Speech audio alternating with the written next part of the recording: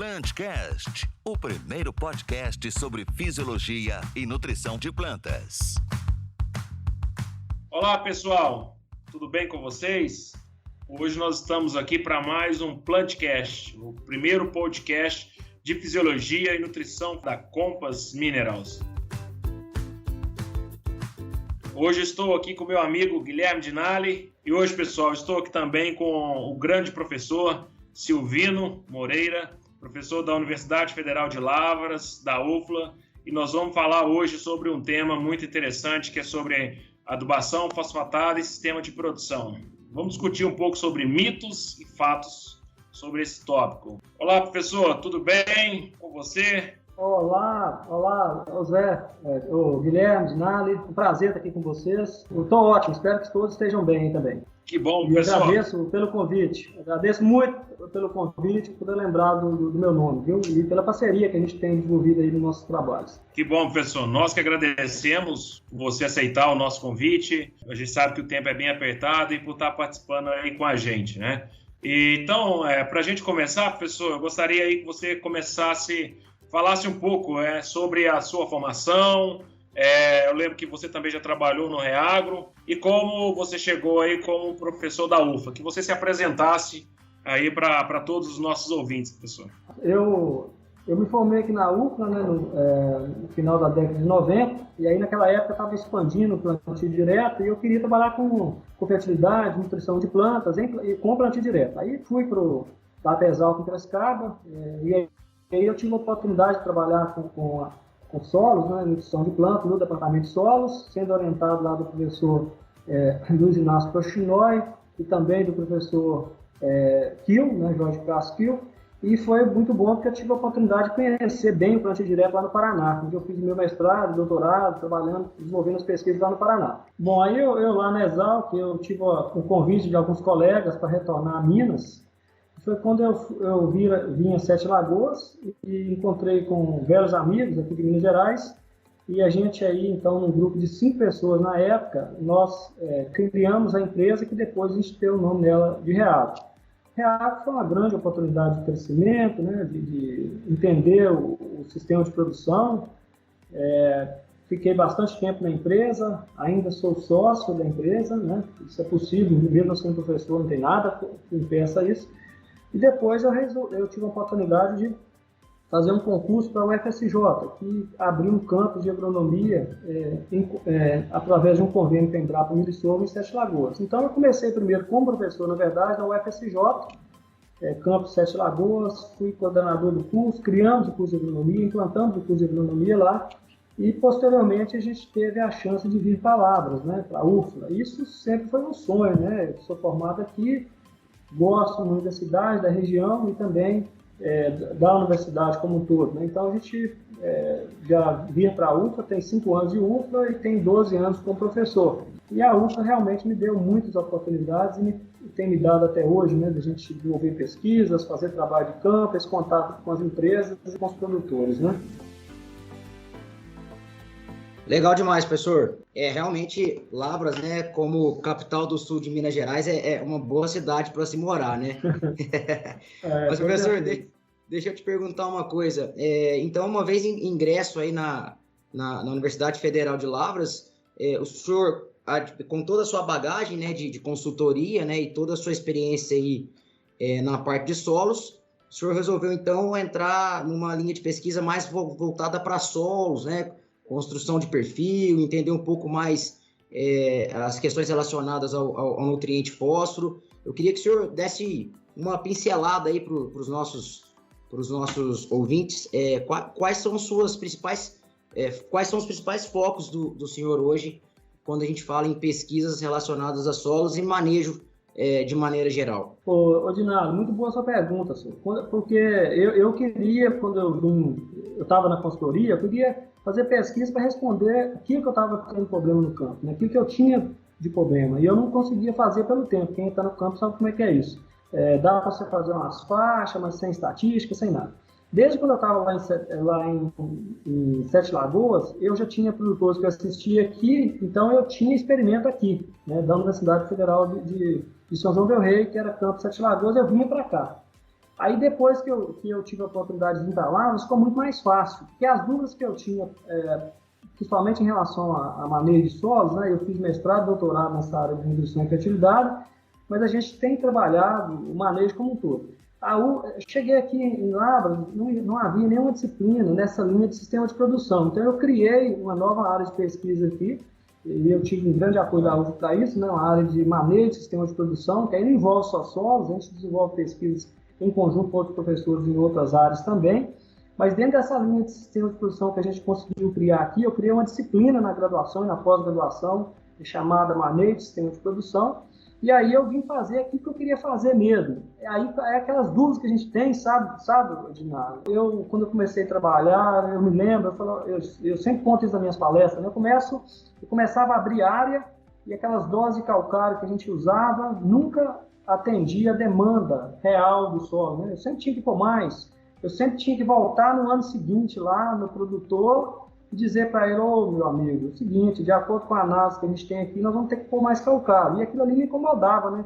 Você se sentia até um pouco incompetente com aquilo. Eu falei, meu Deus do céu, eu já recomendei calcário ano passado, calcário é um negócio chato, todo ano você está colocando calcário nas áreas, eu vou ter que voltar a colocar calcário novamente. E aí, a gente viu que os métodos de recomendar calcário não funcionavam. Então, foi por isso que, desde da minha época de consultor, eu tinha muita vontade de trabalhar com isso. Então, hoje, uma das minhas principais linhas de pesquisa, nós vamos falar hoje sobre fósforo, né? Mas é também calcário, não só pensando na camada de 0 a 20, mas pensando na camada de pelo menos 0 a 40. Então, nós temos hoje trabalhos aí, aqui no sul de Minas, no Triângulo, fora um pouquinho do Triângulo, em diversas propriedades, buscando construção de perfil, primeiro com calagem. E é claro que isso tem tudo a ver também com fósforo, né? Porque se a gente não tem uma fertilidade construída, a gente não vai conseguir ter um bom manejo do nutriente fósforo e dos demais também, né? E aí, há outras dúvidas que a gente sempre teve em relação ao fósforo, né? Vocês trabalham diretamente aí com fertilizante, isso o Álvaro Vilela, que é muito meu amigo também, a gente sempre tinha essa questão em mente. Por que o produtor, depois de 10 anos, 20 anos, sempre trabalha com o mesmo adubo, né? Eu me lembro, quando eu comecei a trabalhar no campo, era o tal do 8,28,16 da época, que ainda tem produtor que até hoje ainda usa esses fertilizantes, né? E na época, quer dizer, hoje não usa muito o 8,28,16, né? Mais os pequenos produtores, né? Mas na época o cara usava 10 anos o mesmo fertilizante e a mesma dose. Não, isso está errado, né? Então, aduba tanto milho, aduba tanta soja, será que não dá para trabalhar diferente, né? Eu me lembro de todo mundo ainda preocupado em trabalhar com adubo, com a mesma quantidade de fósforo a vida inteira, né? E aí a gente começou, né, na época, a região aqui do sul de Minas, uma região que vocês sabem bem disso, é uma região que, além do café, não tinha mais quase nada, era um feijãozinho, um milho de pequena quantidade, e a gente vivia também naquela época um problema muito sério com doença em milho, principalmente no início dos anos 2000, né, quando entraram as cultivares mais responsivas, aquelas cultivares que eram mais tolerantes à doença, sumiram do mercado e vieram aquelas mais produtivas. E aí começou aí o sistema de produção ter sentido, né? Por quê? Porque o produtor não teve saída. Aquele produtor que não queria plantar soja por algum motivo, ele teve que trazer novas culturas, né? Então, teve que trazer a soja, depois nós podemos detalhar um pouquinho mais isso, aí depois veio o trigo, agora nós estamos com a aveia e temos a possibilidade de trazer outras culturas, mas tudo isso me levou a pensar que o sistema era mais importante que tudo, o sistema de produção. E aí eu disse, olha, nós temos que trabalhar não só com a calagem, mas também com o fósforo, pensando no sistema de produção. E muita gente não acreditava que essas áreas aqui em volta, principalmente campos vertentes, esses solos aí muito sujeitos à erosão, podia produzir e ter as produtividades que a gente está vendo aí hoje, que são as maiores produtividades do Brasil. Isso vocês que estão no campo aí, né, Zé Marcos? Nós estamos vendo aí produtores com glebas de 250 até 270 sacos por hectare de milho no verão, soja de 100 sacas, né? Então, tudo isso começou a nos chamar a atenção. É importante, nós temos que trabalhar com manejo de fósforo, né? Mudou tudo. Nós estamos falando que hoje nós temos cultivares mais sensíveis à acidez e também cultivares mais exigentes. Então, nós vamos, embora a adubação fosfatada não é um tema novo, mas nós temos que começar a trabalhar com isso, e trabalhar pensando principalmente no sistema de produção. Foi aí que a gente começou, e hoje, não sei se eu fui claro, nós confundi um pouco no meio do caminho, mas as principais linhas são essas, né? Trabalhar com adubo fosfatado, a gente tem um trabalho também aí com a parte de inoculante, né? E também trabalhamos dentro de outras linhas, mas o nosso principal trabalho aí está dentro da fertilidade. Legal, professor. Então, assim, eu vejo hoje, né, que você hoje trabalha aí com duas linhas essenciais aí, né, que sempre tem muitas dúvidas, né, que é o perfil do solo, calagem, doses elevadas de calagem, né, mas eu vejo que isso é um tema muito interessante, né, nós podemos deixar aí para um outro podcast para a gente discutir específico sobre isso, né, como fazer perfil do solo, doses elevadas de calcário. Eu vejo aí que você pode nos ajudar muito nisso. Vamos deixar isso daí para um outro podcast. E vamos focar agora que também é um tema aí de pesquisa, né? Da área que você trabalha na UFLA, que é o manejo de adubação de fósforo, e adubação de sistema, né? Somente esse sistema de produção. Então, professor, focando um pouco mais sobre adubação fosfatada em sistema de produção, qual que é o segredo, professor? Qual é o principal segredo do manejo aí da adubação fosfatada? Zé, boa pergunta, mas eu acho que é um conjunto da obra, né? Nós temos que pensar em tudo, desde a qualidade, né, do fertilizante que nós estamos trabalhando, né? Tem que pensar no manejo, tem que pensar daquilo que a gente vai deixar para depois, que seria corrigir bem o solo, eliminar esse alumínio que está presente ali, né, para a gente não ter perda aí desse fósforo de precipitação, né? Fazer uma boa palhada no sistema, né? Nós podemos depois falar um pouquinho sobre isso. Inclusive, né, Zé, você que é da região aqui também, você sabe, uma das coisas que os produtores têm feito, já ir para começar o manejo do fósforo em áreas de abertura, essas áreas pobres, já começar a cultura o sistema, depois da correção do solo com calcário, fazer aí uma boa entrada de fósforo no sistema, né? Então, fazendo a adubação fosfatada na linha da cultura, que a gente vai fazer a adubação fosfatada na linha da cultura que vai iniciar. Por exemplo, aqui se abre muita área aí com milheto, e depois entra com feijão na segunda safra, né? A segunda safra após o milho. Então, feijão após o milheto. A segunda safra plantada aí em janeiro, né? Então, o pessoal tem já feito essa adubação fosfatada, entre aspas, plantando esse milheto, ou às vezes uma braquiária, já adubada com fósforo. Ou seja, nós vamos começar a fazer palha no sistema para melhorar o aproveitamento do fósforo, mas já dando uma certa condição para que essa cultura que vai entrar ali no sistema já produzir alguma coisa, que em muitas dessas áreas a gente vê que o teor de fósforo inicialmente é praticamente zero, praticamente não existe. Então, a gente tem defendido, né, nessas áreas de abertura, vamos falar primeiro delas, depois a gente fala nas demais, a gente buscar aumentar a palha no sistema, né, buscar aumentar a matéria orgânica no sistema, e adubando a palhada, inclusive, com fósforo, né? Posteriormente, buscar fazer palha nas culturas do milho, por exemplo, né? Fazer segunda safra de milho, fazer ela com palha. Se vier um trigo após a soja, dependendo da região onde isso é possível fazer trigo, isso depois que o solo já tem um certo grau de correção, também é muito importante. Então, buscando aumentar a palha no sistema para a gente aumentar a matéria orgânica e, com isso, consequentemente, aumentar ali ácidos úmicos, ácidos fúlvicos no solo, para a gente reduzir aquela perda do fósforo depois ali por adsorção, né? Até pegando um gancho aí, acho que é interessante a gente comentar o que vocês têm utilizado de critério, principalmente nessas áreas de abertura, para fazer essas fosfatagens, digamos aí, fosfatagens corretivas, né? Não é uma fosfatagem corretiva, mas seria a adição pesada de fósforo no solo, pensando na adubação do sistema, né? Quais são os critérios que vocês têm utilizado, o que vocês têm observado? Vocês utilizam sua argila, o teor de matéria orgânica, extração, que mais que vocês têm observado aí para fazer essas recomendações de fósforo? Eu acho que é importante, principalmente para quem... eu sei que as áreas hoje de alta produtividade, né, já estão abertas e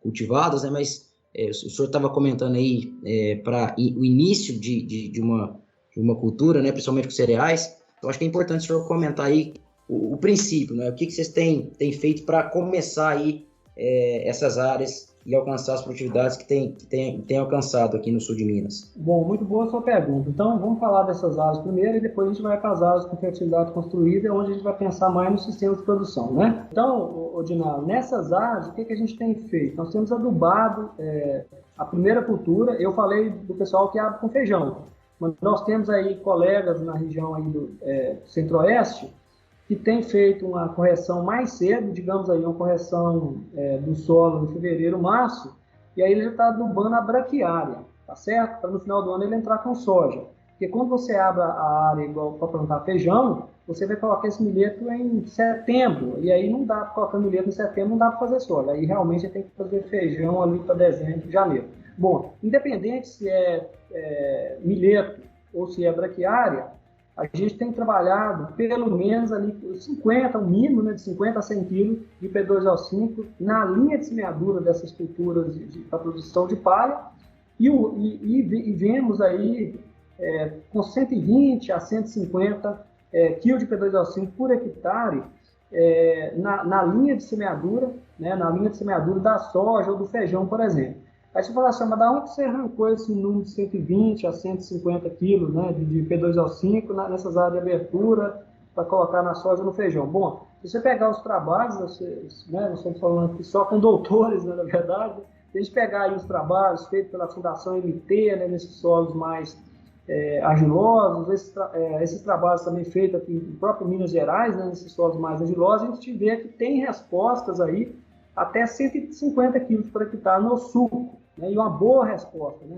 A gente tem trabalhos aí, a gente tem visto trabalhos em áreas com fósforo muito baixo, né, fósforo muito baixo mesmo no campo, arrancando com 60 até 80 sacas de soja no primeiro ano, com a adubação dessa que eu estou te falando, ou seja, no mínimo 50 quilos no suco da cultura para produção de palha, e na maioria dos casos 150 kg de P2O5 no suco da soja. Então, na pesquisa, a gente tem visto que tem respondido até 130, 150, né, em algumas pesquisas, mas no campo é o que tem dado ao produtor aí excelentes produtividades. Só um parênteses, professor. Esse fósforo solúvel ou parcialmente solúvel, 100% solúvel, né? 100% solúvel. Tá. Esse fósforo que nós estamos falando aí é fósforo 100% solúvel. Bacana. É muito importante a sua pergunta. E, claro, eu prefiro um fósforo, na verdade, estou falando fósforo, mas eu prefiro uma fonte que já venha com os micronutrientes. E se possível, que esse fósforo venha protegido aí, porque esse primeiro ano, se a correção com calcário foi feita meio tarde, o que vai acontecer? O solo é ácido e argiloso, nós temos muito alumínio ali para comer esse fósforo, né? Então, se esse fósforo for protegido, nós vamos ter um melhor resultado. Então, eu não estou aqui com conversa de pescador, né, Ginaldo? Vocês conhecem os produtores aí que têm tirado aí 50 sacos de feijão no primeiro ano, colocando esse fósforo todo no suco.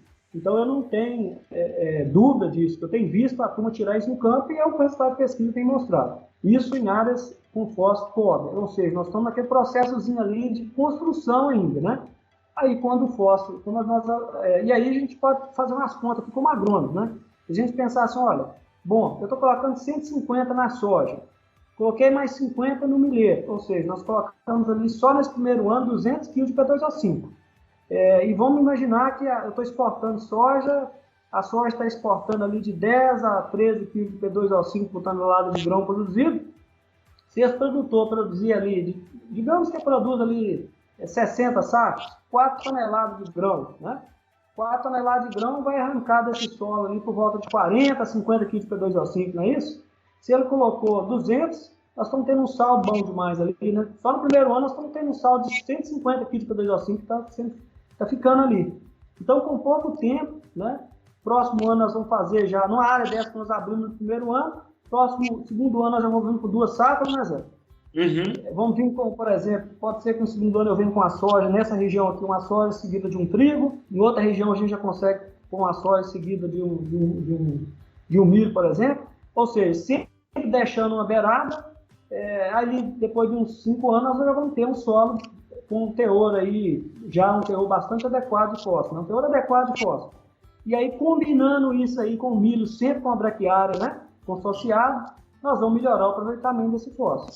Aí, à medida que a gente chegar ali naqueles teores altos do fósforo, como a gente já atingiu, o Zé Marcos comentou, e você também comentou aqui na região, em qualquer região do Brasil, né? Aí a gente muda o jeito de pensar no fósforo. Aí como dizer, nós flexibilizamos a forma de pensar a adubação fosfatada, depois que o teor chegou naquele nível alto do fósforo, né? Entendi. E aí que começamos a pensar na adubação do sistema, né, Zé? Entendi, professor. Ficou claro. E até uma dúvida, né? Até para esclarecer para a nossa audiência, professor, a nossa audiência aí tem bastante consultores, bastante gerente de fazenda, bastante produtores e até a nossa equipe mesmo. É uma dúvida e a pergunta que não quer falar, que não quer calar, né, Dinali?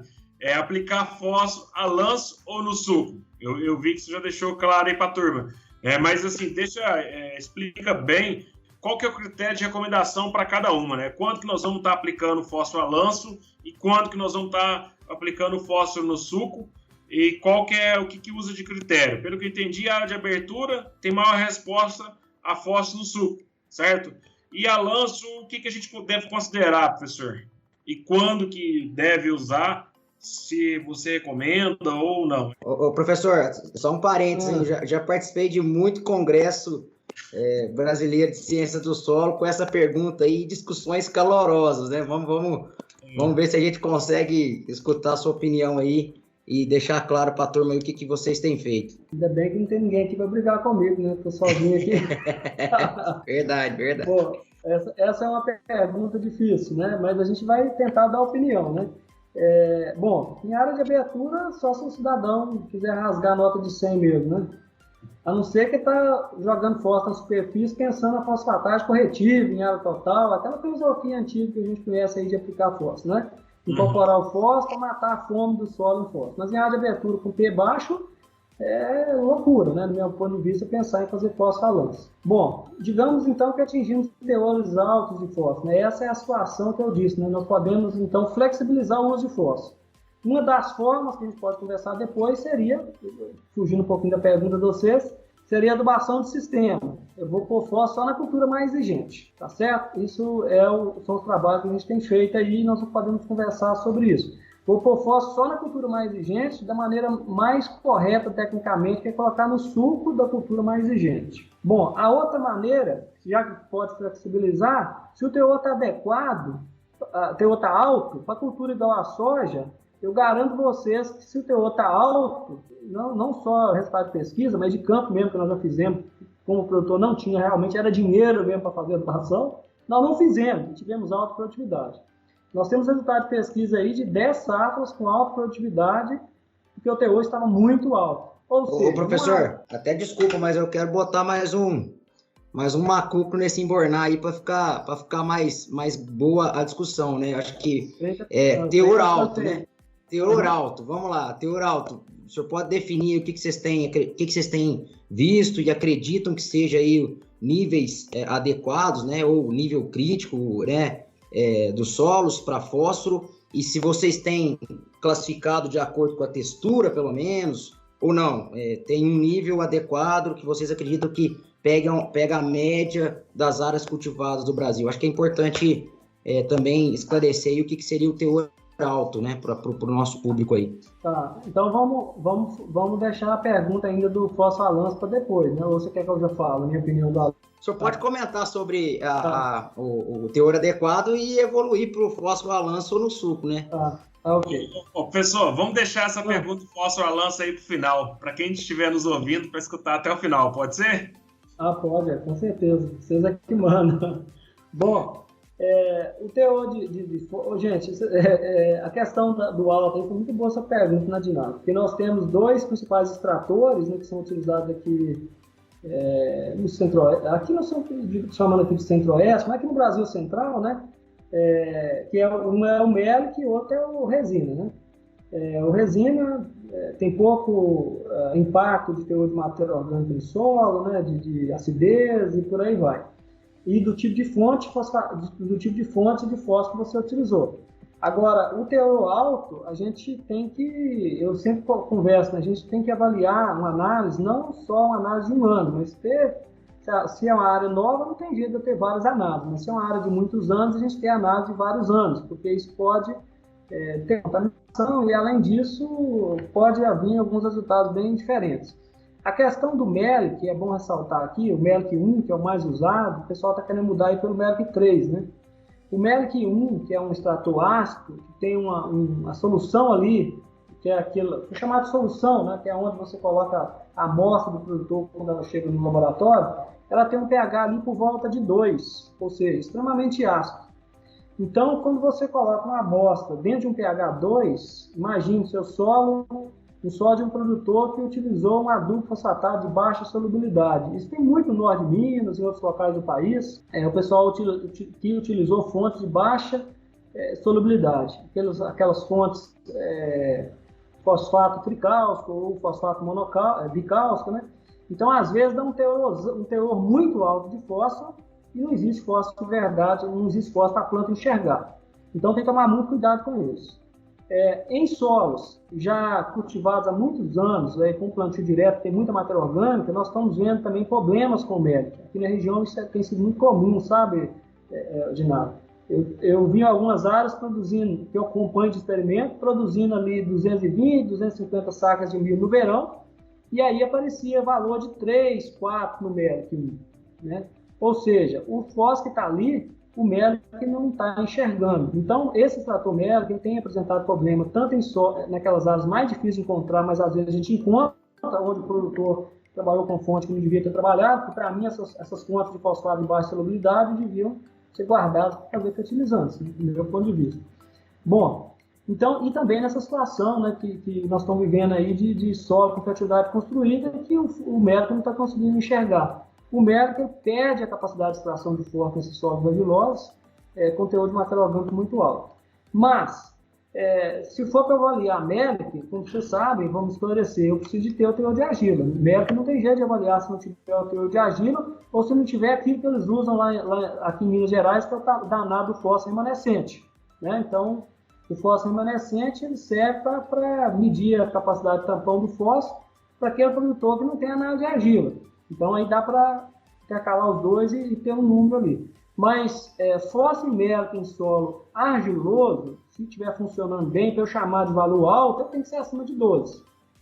Né? Esquecendo esse histórico todo aí.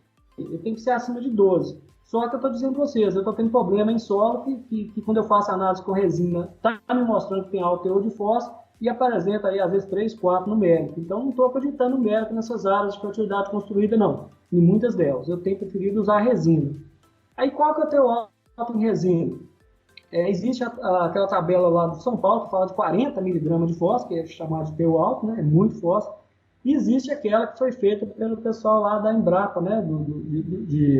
do CPAC, que considera aí, em alguns casos, 20, 30 miligramas. Então, a gente tem considerado teor alto pelo resina, assim, pelo menos acima de 30 miligramas de fósforo, tá? Isso, resina. Solos argilosos, né? Para ficar claro. Solos argilosos, exatamente. Bom, e aí, esperando que a gente melhore essa conversa. A gente tem tentado contribuir nisso aí também, nós estamos com um projeto aí para a gente começar a avaliar a MELIC 3. Fizemos já uns primeiros resultados, um trabalho nas primeiras áreas, mas não tem nada conclusivo sobre isso aí também não. Só que o MELIC 1, ele acaba, vai perdendo valor para mim aí, devido a esses problemas que a gente tem encontrado.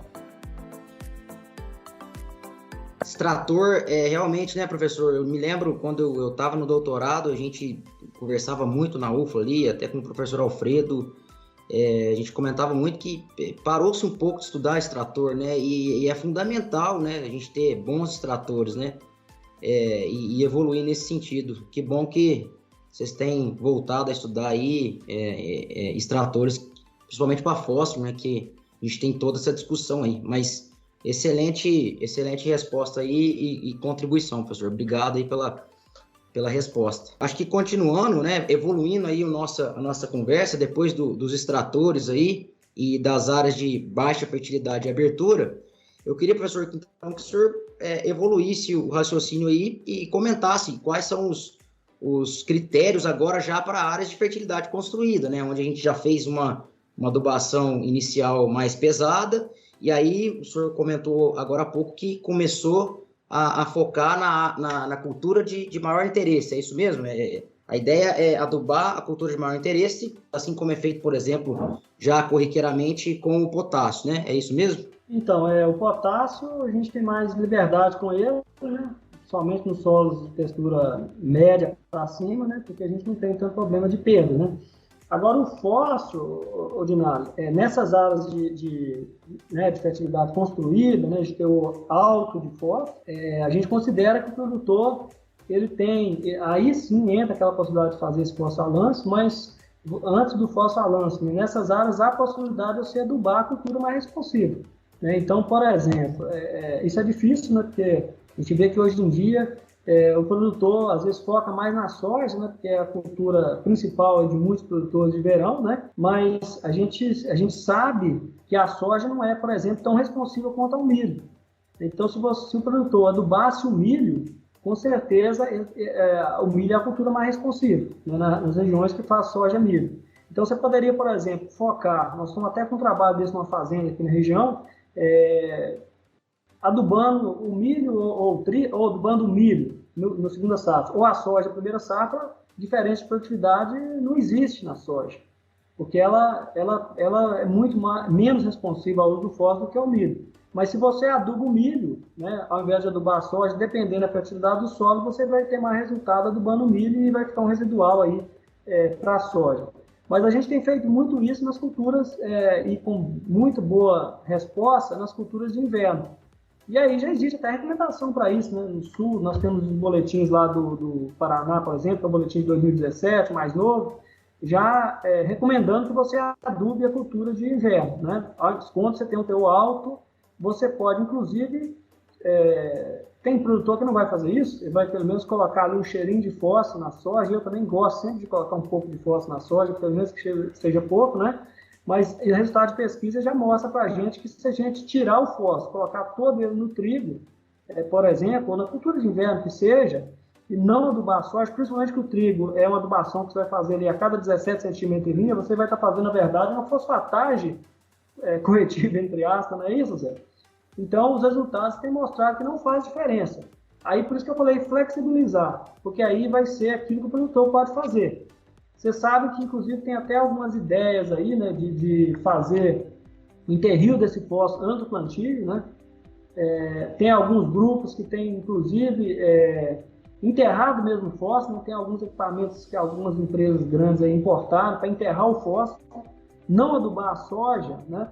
Mas fazer o fósforo enterrado, isso é outra operação a mais, não sei a viabilidade técnica disso, nós precisamos estudar isso aí, pôr números nisso aí, mas existe também essa possibilidade. Agora, a gente aqui na região, nós temos trabalho mostrando que, assim, comparando, olha, tirei todo o fósforo e coloquei na cultura de inverno, a fertilidade da cultura de verão, que no caso era a soja, não variou. Por quê? Porque a atividade construída. A soja que eu plantei no final do ano, ela conseguiu pegar aquele fósforo que o trigo deixou ali para ela, né? Então, existe essa possibilidade. Eu acho que é bacana, né, isso que o senhor comentou, de hoje a fosfatagem trabalhar aí com uma adubação de sistema, né, pensando no trigo, né, 17 centímetros, você coloca ali o fósforo naquela linha de 17 centímetros, ao mesmo tempo você está adubando o trigo e, entre aspas, também estamos fazendo ali uma fosfatagem, né? E eu vejo que, além disso, o trigo ajuda muito a fazer palhada, né, professor? Né? Pensando nessas áreas aí de alta produtividade, áreas com uma fertilidade já mais corrigida, ele já vai ajudar a fazer palhada, né? Então eu vejo na região aí, não só também como o centro-sul do Brasil, planta bastante trigo, aveia. Hoje eu queria ouvir a sua opinião, pensando em palhada, qual que é melhor, professor, para adubação de sistema? Você vê uma palhada de trigo, de aveia ou uma palhada de braquiária? Se você puder diferenciar aí para os nossos ouvintes, quais são os benefícios de cada uma, e pensando em adubação de fósforo, aí, o que você enxerga como melhor? Ô Zé, muito boa a sua pergunta. Não sei se eu vou ter uma resposta, porque na verdade o que a gente tem feito é os dois.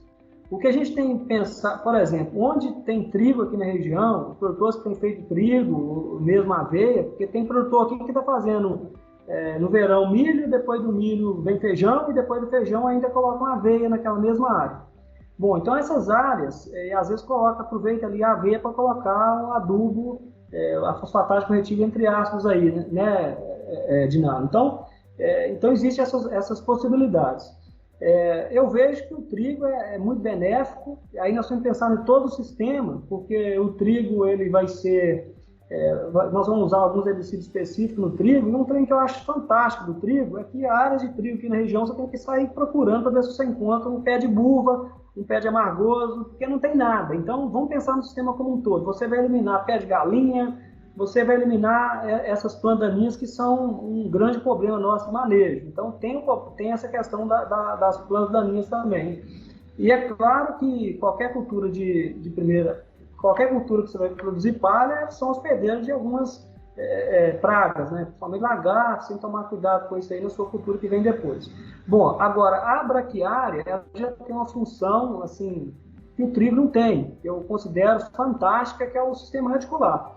Então, a gente tem áreas aí que a gente tem feito trincheiras nessas áreas nossas de estudos, que é fantástico, a gente achou raiz aí até mais de 2 metros de profundidade. Então, isso o trigo não faz. O trigo é uma planta de sistema radicular mais superficial.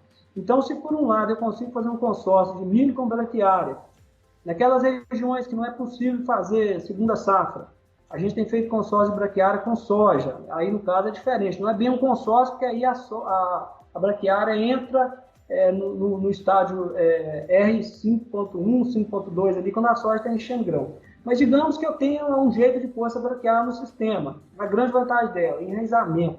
E esse enraizamento, eu sempre digo, profundo do jeito que né Dinalo? Ele vai com certeza fazer com que eu vou buscar potássio, buscar nutrientes, buscar bola, buscar nutrientes que lixiviou e, de certa forma, trazê-los para cima. Então, isso o trigo não faz.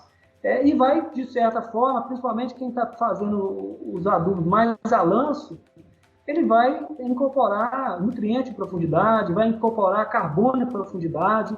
Então, eu acho que nós temos que tentar diversificar. Então, o sistema de produção tem que ser diversificado, do meu ponto de vista. E aí a gente talvez, não só a braquiária, né? A gente está vendo aí braquiária com crotalária, está crescendo isso no Brasil também. Mas a braquiária em si já é fantástica nesse sentido, porque nós vamos buscar nutrientes em profundidade, aqueles que são móveis e aqueles que são imóveis nós vamos levar, né? E também a área que tem braquiária, e realmente agora estou chamando braquiária de urocroa, né? Você vê que coisa, né? Estamos introduzindo a cabeça do produtor, agora o urocroa para o cientista, né? Cientista de balcão. Então agora está o urocroa dos ciências. Então, mas vamos falar de braquiária mesmo, né? A braquiária, onde tem braquiária onde consegue fazer uma palha decente braquiária, também não vai ter planta daninha, muito pouco, né? Então o trigo serve para controlar a planta daninha, digamos assim, é um bom controlador de planta daninha. Ele serve para fazer a fosfatagem corretiva, entre aspas, no sistema, não é isso? E a braquiária serve para incorporar carbono em profundidade, incorporar nutrientes em profundidade, buscar também aqueles nutrientes que desceram. Muito legal, professor. Então, na verdade, o senhor meio que deu uma resposta de agrônomo aí, né? O Zé perguntou, tentou apertar, né, Zé? Mas saiu um depende aí, né? Depende, né? A resposta, então, na verdade, depende, né? Qual que é o sistema, né? E tudo mais. Mas eu acho que ficou claro aí que ambas têm pontos positivos aí no sistema como um todo, né? E eu acho que vale a ressalva aí, que a braquiária, como o senhor bem comentou, ela tem um sistema radicular muito agressivo, né? Profundo. O senhor já comentou a questão de buscar nutriente, a questão de botar carbono no sistema, que é importante. E também a gente pode falar que a gente sempre pensa na palhada de cima, né? Mas a gente tem também a palhada, entre aspas, né? Na verdade, é matéria orgânica embaixo, né? Então, essa raiz da braquiária, com o tempo, também vai ajudando muito a melhorar a qualidade biológica do solo também, né, professor? Melhorando questões químicas também e ajudando, com certeza, a reduzir essa absorção de fósforo também, né? Aí fazendo um link aí que é importante, né?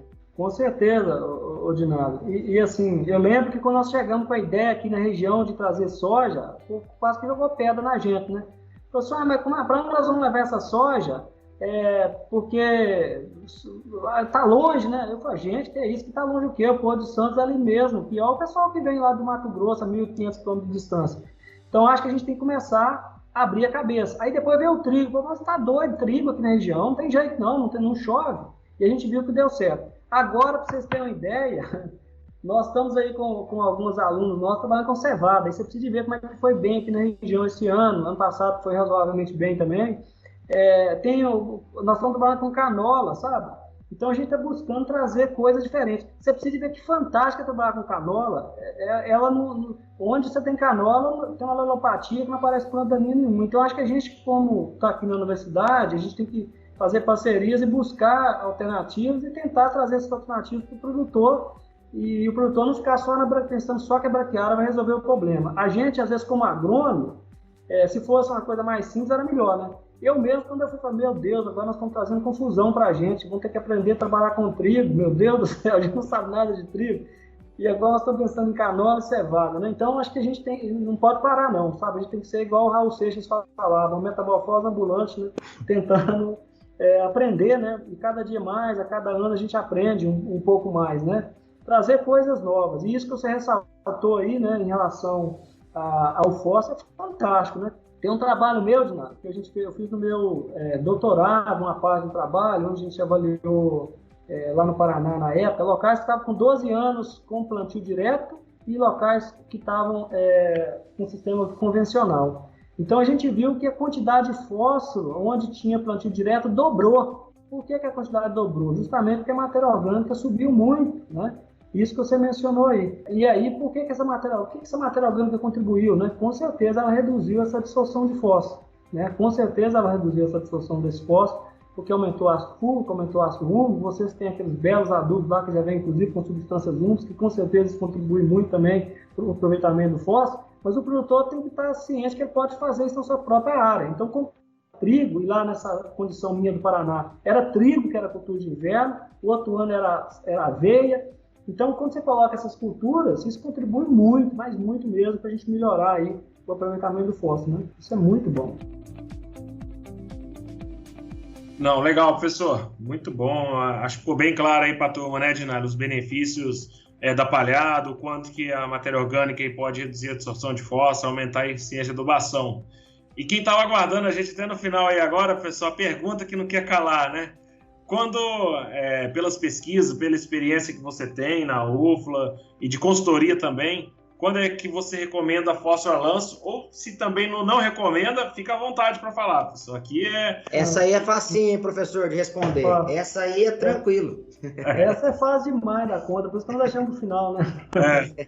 Bom, aqui nessa região nossa aqui do sul de Minas, a gente não recomenda. Aqui praticamente eu nem conheço ninguém que está usando, porque é uma região mais equivosa, embora aqui nós estejamos numa condição, sabe, José, que aqui a gente pode usar em muitos casos. Por quê? Porque nós temos aqui a condição para uso de fósforo a lanço, que é a condição de fertilidade construída, palha da superfície, para você reduzir aí esse escorrimento superficial do fósforo, mas aqui a gente tem umas áreas um pouquinho mais equivosas, mas nós temos toda a condição de usar fósforo a lanço.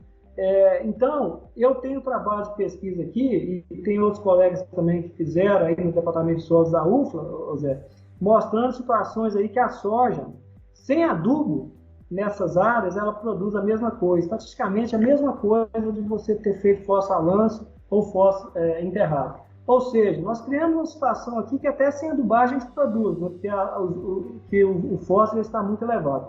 Então, a condição para recomendar fósforo a lanço é essa, né? Eu tenho que ter fertilidade construída, eu tenho que ter um teor alto de fósforo, eu tenho que ter matéria orgânica no solo e também eu tenho que ter palha. Mas não adianta a gente aqui ficar com esse negócio que o produtor não vai fazer fósforo a lanço, porque ele vai. E hoje você sabe que 60% da soja produzida no Brasil é com fósforo a lanço. Então não adianta a gente fugir dessa realidade. Então, para esses produtores que estão fazendo fósforo a lanço, não dá para falar que não vai fazer. Primeiro que a plantadeira dele só coloca semente, então não é fósforo a lanço mesmo. O que eu entendo que dá para a gente fazer nessa condição? Porque esse produtor fazendo fósforo a lanço, naquela condição com fertilidade construída, ele não vai perder a produtividade. Mas o que a gente pode falar para os produtores, né, é a gente precisa, primeiro, tem que ter fertilidade construída, não só na casquinha de ovo, que é aquela camadinha de 0 a 5 centímetros, ela precisa de ter fósforo pelo menos até 0 a 20. Aquele produtor que já começou só com fósforo a lanço, que não construiu o perfil primeiro, aquele ali está fadado a não passar aí das 50, 60 sacos por hectare, né?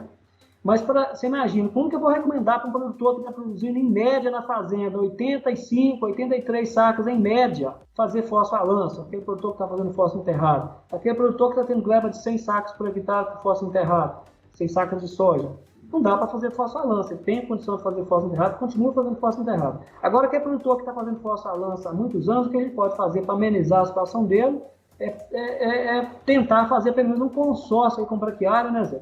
Porque, com certeza, dentro daquilo que nós falamos, braquiária, milheto, todas essas plantas com enraizamento mais profundo, ela vai melhorar o aproveitamento desse fósforo, tentando levar esse fósforo para as camadas inferiores, incorporando matéria orgânica nesses solos, né?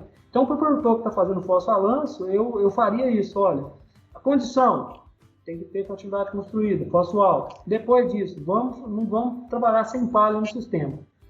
E não pode ser um solo esse solo muito movimentado que esses solos que a gente tem aqui em Minas Gerais, né? Legal, professor. Acho que nós estamos caminhando aqui para o final, né, Dinali? Deu para ter uma ideia, o senhor respondeu as perguntas, as dúvidas, deu para dar uma ideia geral sobre a adubação de sistemas de fósforo, né? No início, né, é muito importante o fósforo aí no fundo do suco. Eu acho que um ponto importante também sobre a adubação de sistema com trigo, né, colocando ali fósforo a 17 centímetros, entre aspas, aí uma fosfatagem. Mostrou os benefícios da palhada de trigo, os benefícios da palhada de braquiária, de aveia. E tem muita informação interessante que nós abordamos aqui, que o pessoal vai usar no dia a dia. E agora, no final, deixou a receita aí para quem quer trabalhar com fósforo a lanço, né? Só para finalizar, professor, qual que é a mensagem final aí que você gostaria de deixar para os nossos ouvintes? O que o pessoal deve considerar? Uma mensagem final aí para atingir altas produtividades, pessoal. Olha, Zé, assim, trabalhar o capricho, né? Trabalhar o sistema, né? Primeiro, se a gente pensar, né, no tema que nós estamos falando hoje, primeiro construir fertilidade mesmo, neutralizar alumínio, trabalhar com teores não só de fósforo, mas de cálcio, magnésio, potássio adequados, né? Trabalhar com boro, né? Nós estamos vendo a importância que o boro tem aí no enraizamento de plantas, né? Trabalhar com uma boa fonte de boro, né? Para poder fazer esse bom enraizamento. Não esquecer de jeito nenhum de pôr palha no sistema, trabalhar aí com o máximo de diversidade possível, mas pensar muito nas gramíneas, para a gente poder usar desde plantas que enraiza bem, até plantas que vão contribuir aí para segurar água no solo na camada superficial, que é o caso do trigo, né, que é uma palhada muito boa para isso, que maneja matéria orgânica. Pensar no sistema mesmo, né, pensar no sistema como um todo, né, não esquecer disso. E sempre ter aquele capricho, né? Agora mesmo a turma está começando aí, alguns já começaram, nós infelizmente não começamos porque está faltando chuva ainda, mas não precipitar, né? Trabalhar com capricho, não correr no plantio, né? Trabalhar com velocidade adequada, não trabalhar com velocidade alta, fazer uma boa dessecação, né? Principalmente agora que está começando, e desejar uma boa sorte, né? Para os nossos produtores, para os nossos consultores que estão aí no campo, para todos os colegas, né, que estão aí no campo, enfrentando aí o dia a dia. Legal, muito obrigado, professor, pelo seu tempo, pelas informações aqui, pela nossa parceria de pesquisa. Muito obrigado, professor, por mais esse episódio aí, por estar divulgando sempre informações valiosas aí para os nossos consultores e nossos clientes. Informações aplicadas, né, que trazem resultados aí no dia a dia. E agradeço também aqui o Guilherme Dinali. Muito obrigado, Guilherme. E agradeço a todos os nossos ouvintes aqui e até o próximo episódio, até o próximo Plantcast, primeiro podcast de Fisiologia e Nutrição da Compass Minerals. Muito obrigado, pessoal. Até a próxima. O Plantcast é uma produção da Compass Minerals Plant Nutrition. A gente inova e nutre. O agro cresce.